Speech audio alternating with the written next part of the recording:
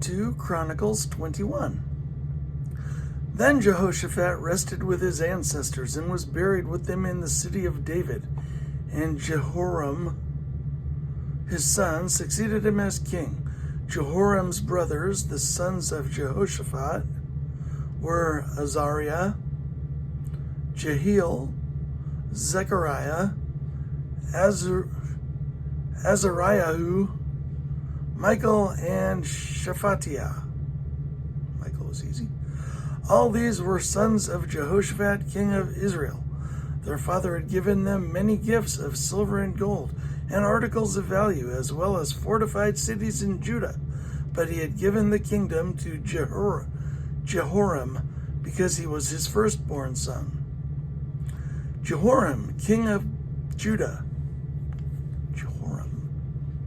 When Jehoram established himself firmly over his father's kingdom, he put all his brothers to the sword, along with some of the officials of Israel. Jehoram was 32 years old when he became king, and he reigned in Jerusalem 8 years. He followed the ways of the kings of Israel, as the house of Ahab had done, for he married a daughter of Ahab. He did evil in the eyes of the Lord. Nevertheless, because of the covenant the Lord had made with David, the Lord was not willing to destroy the house of David. He had promised to maintain a lamp for him and his descendants forever. In the time of Jehoram, Edom rebelled against Judah and set up his own king. So Jehoram went there with his officials and all his chariots.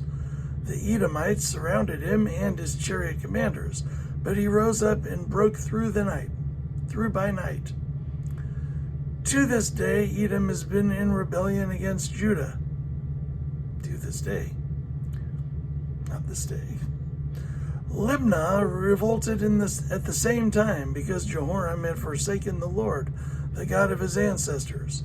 He had also built high places on the hills of Judah and had caused the people of Jerusalem to prostitute themselves and had led Judah astray. Jehoram received a letter from Elijah the prophet, which said, "This is what the Lord, the God of your father David, says. You have not followed the ways of your father Jehoshaphat or of Asa, king of Judah, but you have followed the ways of the kings of Israel, and you have led Judah and the people of Jerusalem to prostitute themselves, just as the house of Ahab did. You have also murdered your own brothers, members of your own family, men who were better than you. So now the Lord is about to strike your people, your sons, your wives, and everything that is yours with a heavy blow. You yourself will be very ill with a lingering disease of the bowels, until the disease causes your bowels to come out. The Lord aroused against Jehoram the hostility of the Philistines and of the Arabs, and of the Arabs who lived near the Cushites. They attacked Judah, invaded it, and carried off all the goods found in the king's palace, together with his sons and wives. Not a son was left to him except Ahaziah, the youngest. I guess he named after his brother that he killed. After all this, the Lord afflicted Jehoram with an incurable disease of the bowels. In the course of that time, at the end of the 2nd year, his bowels came out because of the disease, and he died in great pain. His people made no funeral fire in his honor as they had for his predecessors.